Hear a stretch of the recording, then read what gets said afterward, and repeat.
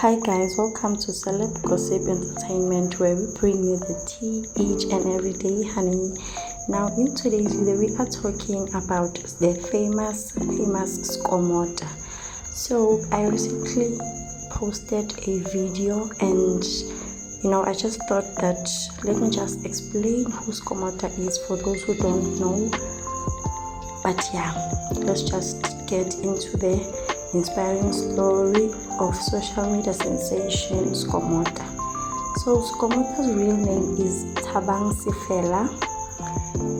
Skomota made headlines on 25th of August 2023 after he won 30 million rands from Betway, which is a betting platform. Now, surprisingly, he met his soulmate while collecting his winnings. Yeah, I know. So it has been said that the two have been saving couple goals, guys.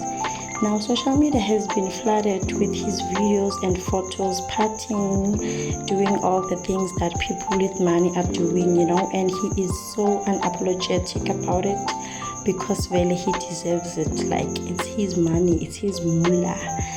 Now, rumor has it that he threw a party for his family to celebrate his winnings from Betway.